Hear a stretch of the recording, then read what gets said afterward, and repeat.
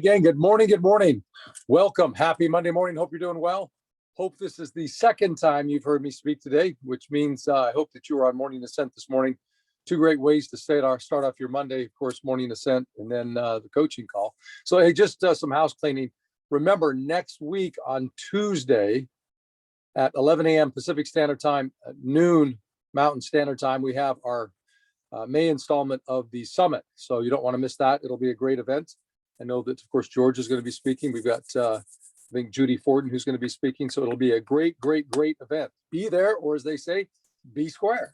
So let's get started. I want to talk to you just this morning about the importance of leadership, then also how to become a better leader in the business of real estate.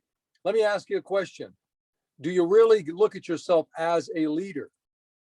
It's a really important question because, see, most real estate agents don't. They don't look at themselves as leaders. They don't conduct themselves as leaders because they don't look at themselves as leaders. They don't behave as leaders. And as a result, they don't have what leaders have. So here's what I want you to consider.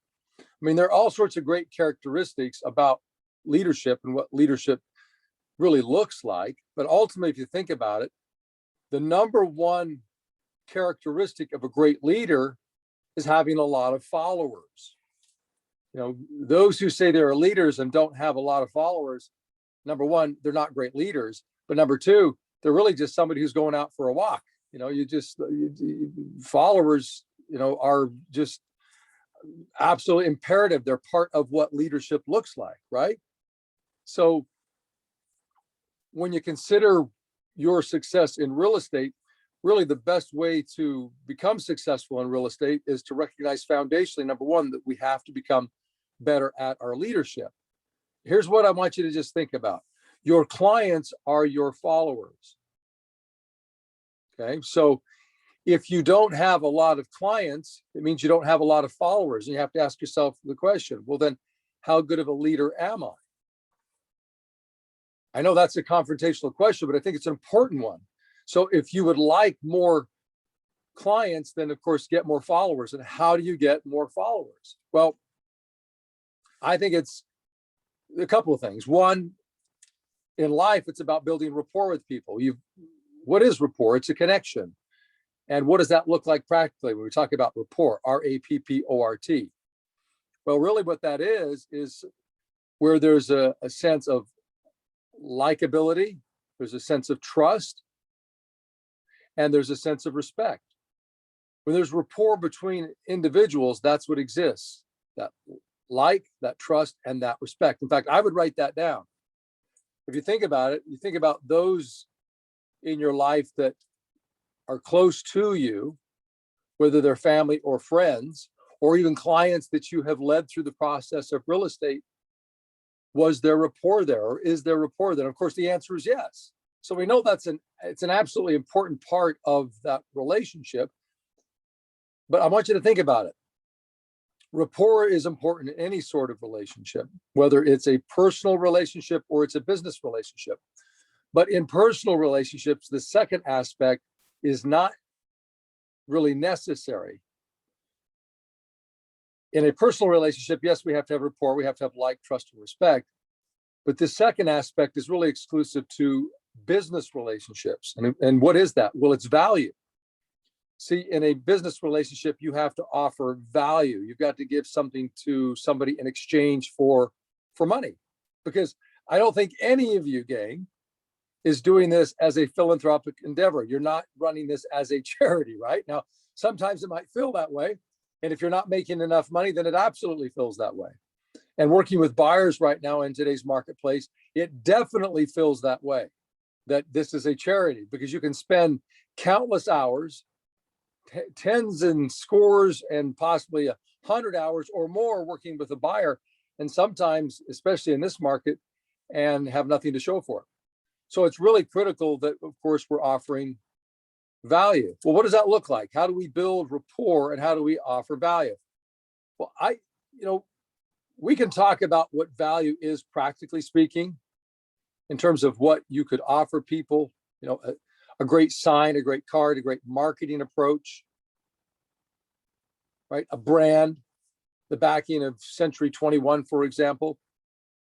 But the single most important thing of value that you can offer to your client is your ability to lead, and lead in a way that is confident, that translates for them as confidence in the process. I mean, we all know this. The process of buying and selling real estate is a very scary process. I mean, you know that as a professional. Just imagine not being a professional and going through that process. It's a very scary deal. And so having the luxury, and I say luxury because, you know, a lot of real estate agents aren't successful at this for their clients, having the luxury of feeling safe and secure in the real estate transaction, right, is really critical for your clients. So your number one value is your ability to lead them confidently through this very scary process. And your number one ability or method in doing that is going to be the way in which you communicate. Communication is the number one skill of a great leader, gang, period, above all else. You know, we can talk about you understanding how to use your local MLS system or figuring out how to do a CMA or understanding the contracts. And all of those things are important, practically speaking, on a day-to-day basis. But if you're not a great leader, if you're not a great communicator, none of those things matter. It's like if I were to have you race a Formula One car, I gave you the most technologically advanced car, the best pit crew, everything was in alignment. But I handed it to you, the person who doesn't know how to drive a Formula One car. How well would you do? And of course, the answer is you wouldn't do well at all. Because if you've ever been in any sort of a race car, you know that there's a lot of skill that goes behind it, let alone a Formula One car. I mean, we have a hard enough time driving on the freeway and not getting into accidents and not getting a ticket, right? But imagine being in a Formula One car. Well, gang, the same is true in real estate and in life. All of those other things, like having a Formula One car, that great engine, the great the tire system, the transmission, all of those things, the drive line, all of those things that go into making that car great, the pit crew, all of those things are irrelevant if you don't bring to the table the great skills of a great driver, or in this case, the great skills of a great leader. So yes, it comes down to communication. So my question for you is, how effective are you at communication? I mean, fundamentally, foundationally speaking, number one, you just have to do it consistently, right? So here's a question for you. How consistently are you proactively reaching out and talking to people? I mean, fundamentally, that is the most basic thing, is just simply being willing to reach out to people, to talk with people, people you know or do not know. How good are you at doing that consistently? I've always said this, that the great equalizer in life, and including in real estate, because you know that's part of life, the great equalizer is consistency. I can show you an agent who is brand new in the business, who can outperform an experienced veteran who's been in the business for 10, 15, 20, 30 years, who has a great level of skill, but doesn't prospect consistently, doesn't talk to people consistently. If you would like to get better results than you're getting currently, the quickest way, the most inexpensive way, the most effective way is to reach out and talk to people more consistently. So number one, in terms of being a great leader, and especially in this market, with the way it is, I mean, gang, you know this. Working with buyers is like beating your head against a brick wall. It's like, why? Why when the alternative is working with sellers? And you might say, well, but there's not enough inventory. It's tough to get listings. Well, it is tough to get listings, but it's always difficult to get listings, especially if you're not prospecting and reaching out to people consistently. But it's even more difficult to get listings if you aren't a great leader. And that's why so many real estate agents, gang, let's be honest, that's why most real estate agents prefer to work with buyers. Now, this market's probably an exception. Most agents don't want to work with buyers because it is exceptionally hard to get a buyer under contract. And a listing is basically a guaranteed paycheck. But most agents don't want to work with sellers because here's the catch. the sellers have to pay the commission. They're paying the 6-7% commission. The buyers aren't. So the sellers are a lot pickier. Their standards are a lot higher. You know, they're the ones that are putting 30, 40, 50, 60, 70, 80, $90,000 or more on the line. And so therefore, they have a right to be pickier. They have a right to have higher standards and expectations in the process of being led through the sales and marketing and negotiating and escrow process and closing of the transaction. Just want you to think about that. The more sellers you work with is a representation as to the greater value that you're offering in the marketplace, because that segment of the marketplace is paying the commission. Whereas the other segment, the other half, the buyers are not. So we know this. I mean, take a look at it historically. Most real estate agents work with buyers, weighted heavily on buyers as compared to sellers. I mean, the proof is in the numbers. So if you want to be a listing agent, or if you are a listing agent and you want to get more listings, of course, then number one, as I said, you've got to talk to more people, right? And then number two, we've got to be more effective in the process of actually talking to those sellers. See, so often, I mean, how many times have you been in a listing presentation that's competitive, right? Or you didn't think was going to be competitive and it turned out being competitive? Even with your sphere of influence, how many of you have actually lost a listing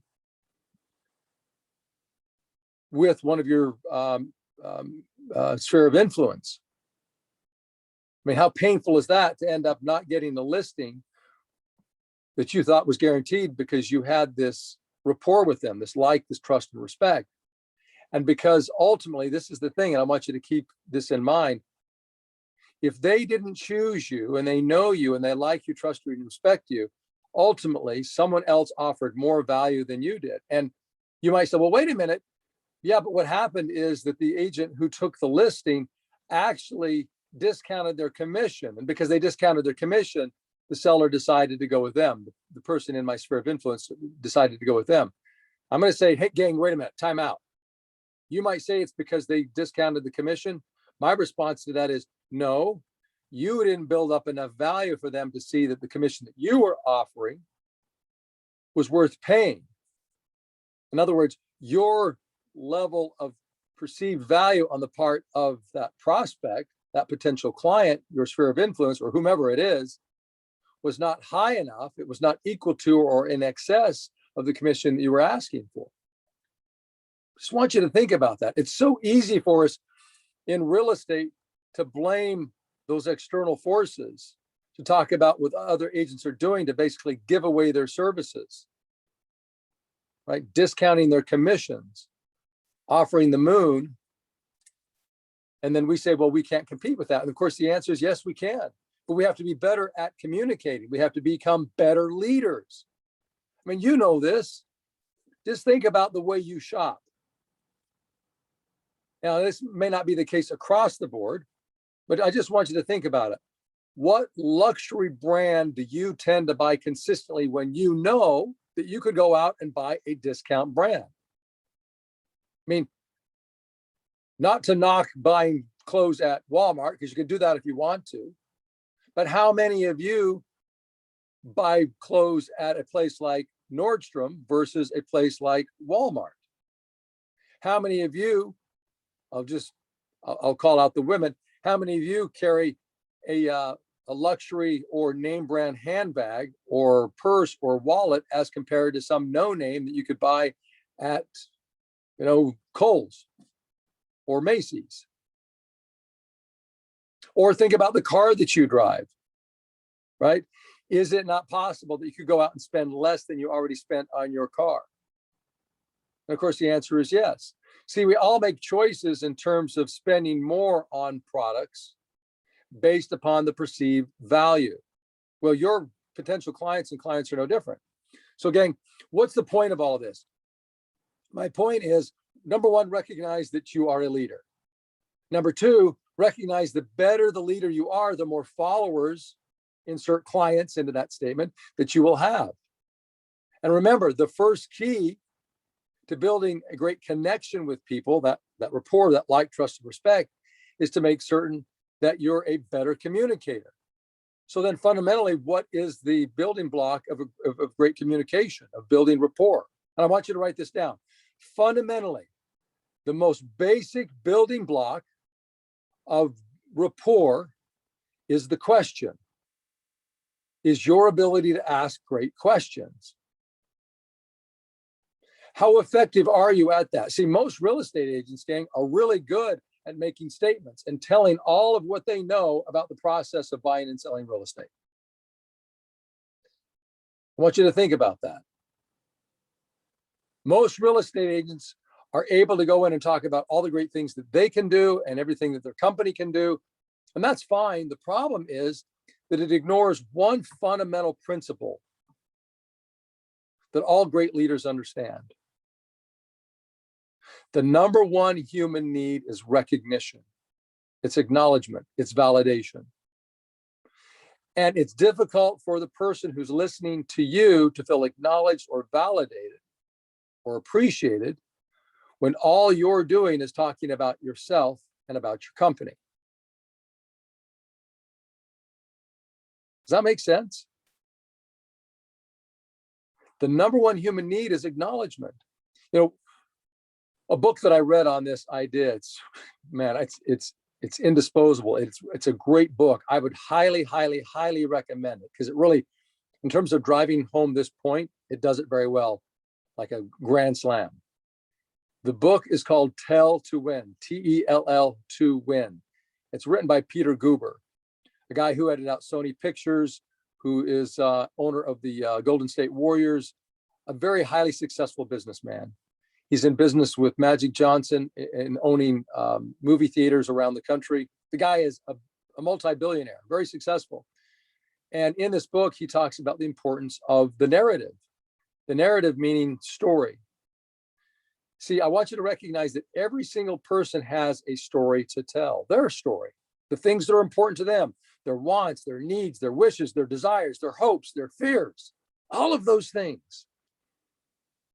And if you as a leader will just simply ask the right question, giving them an opportunity to express their story, to share their narrative, a couple of things will happen. Number one, they're going to feel validated. They're going to feel acknowledged when you ask those questions and you listen.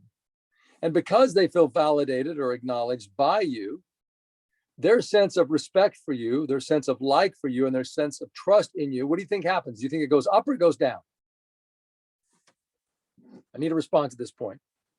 You think it goes up or down at that point? Somebody in the chat line, put an answer there, please. Let me know that I'm not alone, just talking to a blank screen. Goes up. There we go. Thank you, Kelly. Right, it goes up. See, it's extremely important that we recognize that asking questions that give people an opportunity to talk about their needs, their wants, their wishes, their desires, their hopes, and their fears is fundamental. It's the fundamental building block to great rapport. And man, if you don't have both rapport and value in your relationships in real estate, it's not going to work. Because I want you to think about it.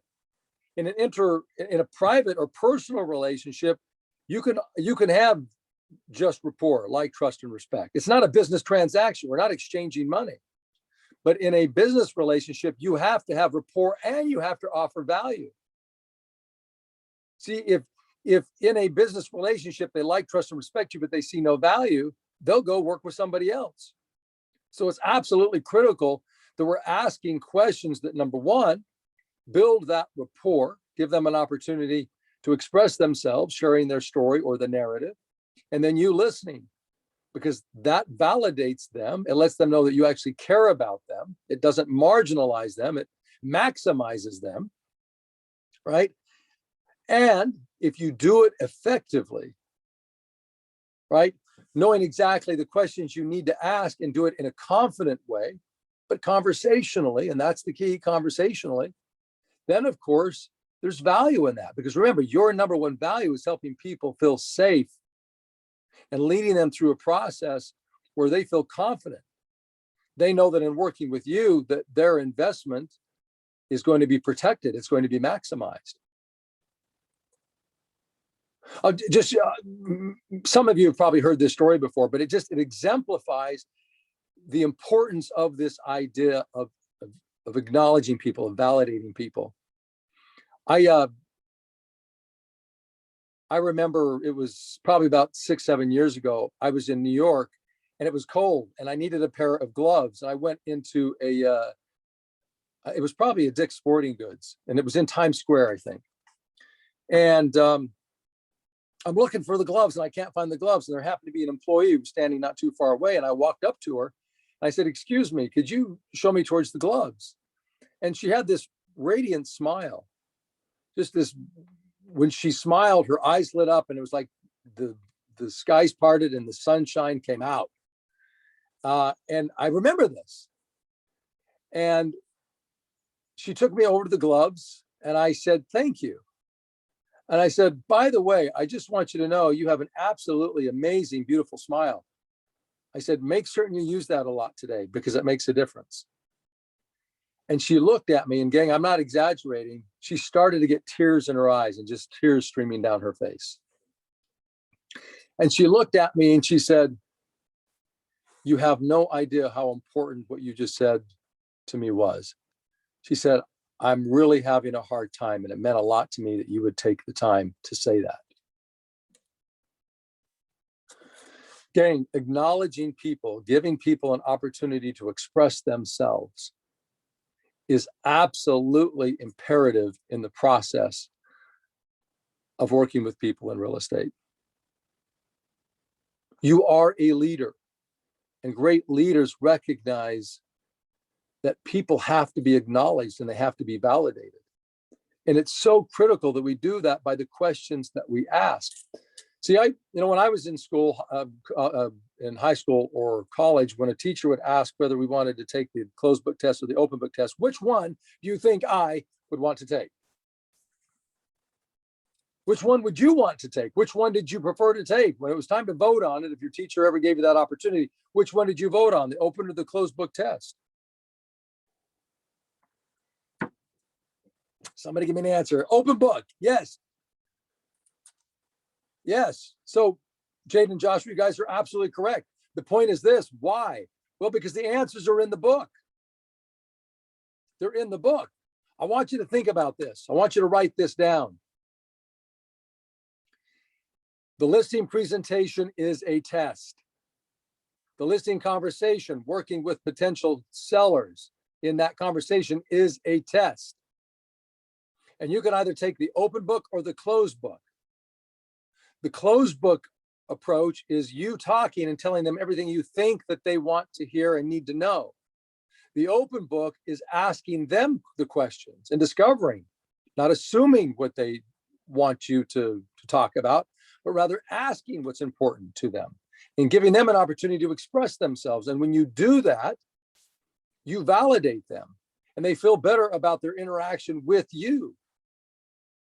And fundamentally, we all know this because we've all been part of casual conversations where the other person wants to talk about nothing but themselves and they never ask questions about you. And you walk away from that conversation exhausted. And you walk away from the conversation saying, "Well, that wasn't very fun." Well, the reason it wasn't very fun is because the me monster was me, me, me, me, ma, me, me, me, me, me, me, me. It was all about them and and what they were doing and what was good about them and what was great about their weekend and why they're so great and all about their problems and why you should feel sorry for them and all the things that they wanted to talk about and never asking a single solitary question about you.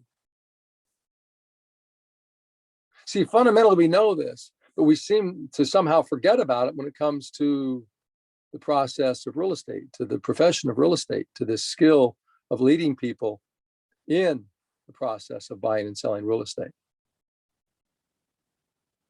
So remember, ask well-designed questions to accomplish an intended outcome. Remember, when you give people comfort, the value that you offer goes up dramatically. So there are two fundamental questions that, gang, you should be asking every time that you sit down with a seller. There are more questions than this. There are probably 20 questions that you could ask that would come from these two. But these two are the core. They're the fountainhead. They're the spring well. They are the center of any listing presentation. You build your listing conversation around these two questions. Would you like to know what they are? Only if you want to know. If you don't, we can just finish the call here. Would anybody like to know? Thank you, Gabby. All right, Jaden, yes. Lindsay, okay, perfect. All right, then let's rock and roll. All right, so the fundamental question that I'm always going to ask in the listing conversation is this. Mr. and Mrs. Seller, and don't write this down. I'll repeat it for you as many times as you want to actually get it. Just listen to it. Mr. and Mrs. Seller, share with me what caused you to decide to sell your home. What's happening next? It's that simple question. Mr. and Mrs. Seller, share with me what's caused you to decide to sell your home. What's happening next? Let me repeat it one more time. Mr. and Mrs. Seller, or Bob and Jenny, whatever their names are, right? Share with me what's caused you to decide to sell your home. What's happening next? Now, notice I didn't ask, why do you want to sell your home?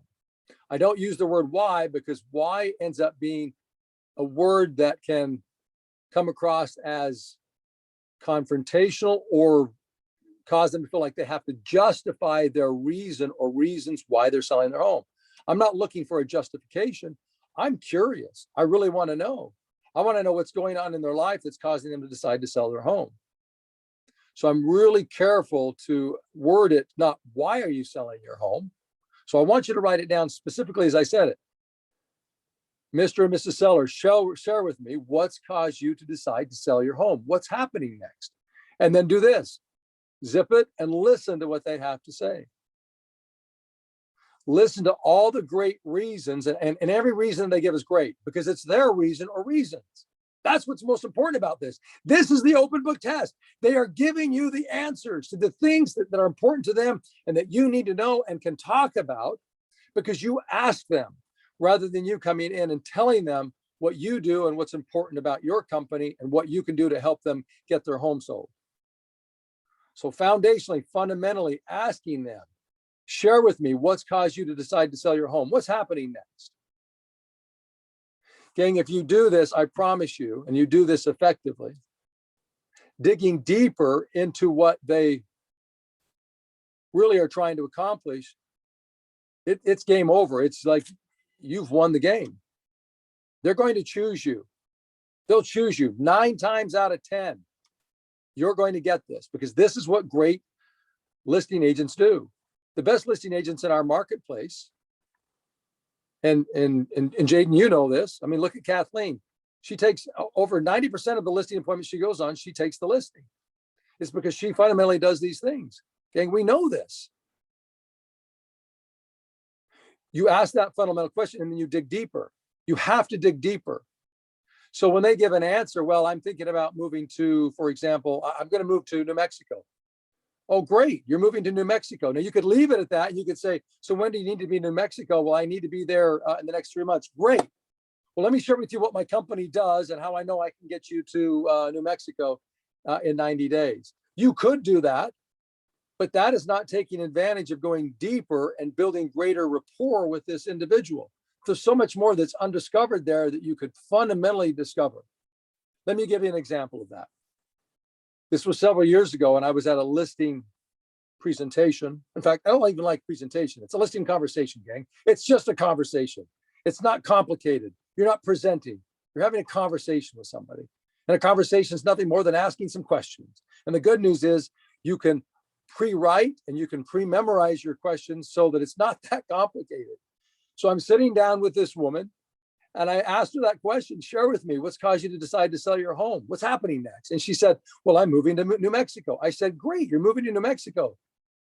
So share with me, what's causing you to decide to go to New Mexico? You see the pattern of questioning here. What's caused you to decide to go to New Mexico? I didn't say, why are you moving there? What's caused you to decide to go there or want to go there? Well, I'm retiring. Oh, you're retiring? What do you do for a living? Well, I'm in the United States Army. You are? Well, first of all, thank you for your service. So I'm assuming you've been in the Army for at least 20 years. Is that correct? She said, yes. In fact, I just passed my 20-year mark. And so now I have the ability to retire, get like 60 or 70% of her income, and she wants to move. I said, great. Well, so have you ever been to New Mexico? Well, yeah, I've been several times. Have you ever lived there? No, I've never lived there before. So what caused you to decide to choose New Mexico above any other place? You have family there, friends? What's taking you there? No, I love the topography there. I love the climate. I love the red rock, the desert. It feels like home to me. And I want to do pottery there. In fact, I want a pottery studio. And I looked at it, I said, what? I said, so you do pottery and you want to go there and open a pottery studio. Is this a studio just for you, or are you looking to teach people? She said, no, I want to open up a studio to teach people. She said, this has been a dream of mine since I was 13 years old. And she could see I got this big smile on my face, because like realizing this woman is realizing a lifelong dream. And I was excited for her, and I let her know that. And I said, congratulations, good for you. This is awesome. I am so excited to help you. And I went to ask my next question, and she said, hold on, time out. And she said it with this authority, like a drill sergeant, like a major in the Army, as she was. And I took a step back for a second, not literally, but in my seat, like, what's going on? And I said, yeah, what's wrong? And she said, well, there's nothing wrong. She said, you are the first person, and I've interviewed 2 other agents who've asked me these questions and has discovered why I'm actually moving to New Mexico, and really seemed to be interested and excited for me that that's what I was doing. So she said, I have a question for you. I said, fine, what's your question? She said, would you do me a favor? And I said, sure, what's that? She said, would you be willing to list my home for me? Well, I jokingly looked at my watch and I said, I don't know, I'm going to have to check my schedule. And of course, we both kind of laughed at that. Gang, do not underestimate the importance of asking that question. Share with me what's caused you to decide to sell your home. What's happening next? And then when they give you the answer, ask more questions. Notice I didn't just accept New Mexico. What's taking you to New Mexico? Have you ever been there before? Do you have family there? Right? And then they share their reasons why. And you either have to be excited for them or you have to be concerned with them, because sometimes they'll give you answers that are concerning, right? We're selling our home because of a financial struggle. We're selling our home because of divorce. They have all sorts of reasons. But gang, you can't be afraid to ask the questions, because in asking the questions, they get the opportunity to share their story. And when they share their story and you listen and you empathize with them, whether it's with excitement or it's with concern and care, they will feel validated. And when they feel validated, they feel safe. And that's what consumers want to feel, is safe. You will never buy a product when you don't feel good about it, when you don't feel safe in your investment. And gang, you're the product. You are the product. If people don't feel safe in you, the product, they won't buy you. They'll choose someone else. So remember, ask that fundamental question and then dig deeper. And there are ways to dig deeper. Tell me more about it. So tell me more about New Mexico. What's taking you there? Tell me more about that pottery studio. How about this one? Is there anything else? Once she shared that story with me, I asked, is there anything else? Is there anything else that's important to you about getting down to New Mexico? Is there anything else that's causing you to decide to sell this home? Notice I'm not asking them, do you want to sell your home? Do you want to sell it for as much money as possible? Do you want to pay the least amount of commission? I know, of course, they want all of those things. I didn't ask what they want. I asked what's causing them to decide to sell their home. I'm looking really ultimately for their motivation without asking or using that word. What's your motivation? What great leaders do. They discover the impetus or the motivation behind someone's actions and decisions. And then the final question is this, gang, that I want you to remember that should be asked in the process when you're sitting down having this listing conversation. I say this: I know that you want to sell your home. So I looked I would look at this woman, for example, Monique, and say, Monique, I know that you want to sell your home now. That's why I'm here. What I'm really interested in is in knowing what you expect me to do to get your home sold. What are the things that you believe I should be doing to get your home sold? Now, see, notice again, I didn't ask them, what do they want to list their home for, or what commission they want to pay. That's not what I was talking about. I'm asking, I know you want to sell your home. That's a given. That's why I'm here. What I'm really interested in is in knowing what you believe that I should be doing, what you expect me to do to actually get your home sold in today's marketplace. See, those are really important questions, because what it does is it gives them an opportunity to express themselves, to tell you their opinion. And when people believe that you care about their opinion, you validate them. And when you validate them, you make them feel good about themselves. And there's nothing you could do more than that that is going to create more value and rapport in any relationship than doing that. I want you to remember that. See, this works not just for a real estate transaction. It works in any transaction. When I say transaction, I'm talking about any interaction with any other human being, period. So gang, let's wrap it up. What are the things we talked about? Number one, you're a leader. Remember that. You are a leader. Leaders have followers. Your followers are your clients. In this case, we talk about real estate. Number two, the better the leader you are, the more clients you have. Number three, the first key is to build a connection, to build rapport. And the way that's done is by asking questions, giving people an opportunity to express themselves. That validates them when you ask the questions and you listen. And number four is you've got to dig deeper. Don't just take the first answer or the second answer, dig deeper. In other words, have a normal conversation. If a friend of yours said that they were moving to New Mexico, or if they said they were moving and you asked them, well, where are you moving? And they said New Mexico, you wouldn't say, okay, great. Well, do you want to go to lunch this week? You wouldn't do that. You'd say, what? You're going to New Mexico? What's taking you there? How soon do you need to be there?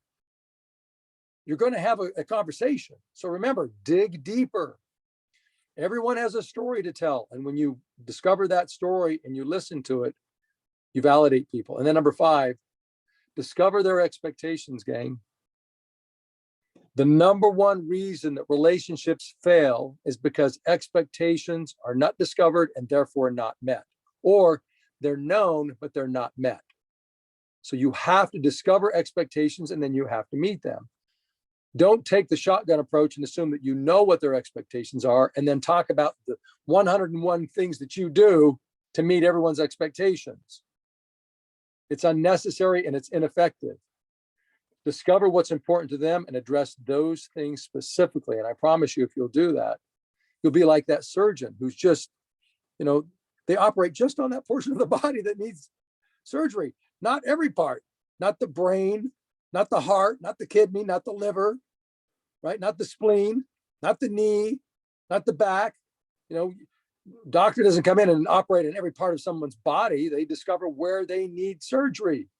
Well, the same is true in this listing conversation. Just discover where they want to spend their time, what expectations they have, what concerns they have, and address those specific things.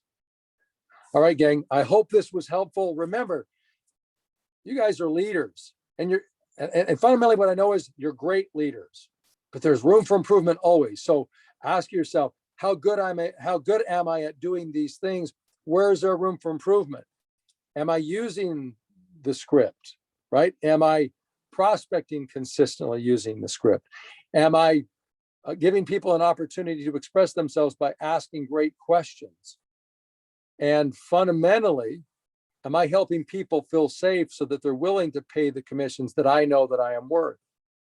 That I am fundamentally the best agent for the job of selling their home, and my 7% commission or 6% commission is worth every penny because they're going to get more working with me and their investment is going to be safe than any other option that they could possibly consider in today's marketplace. All right, gang.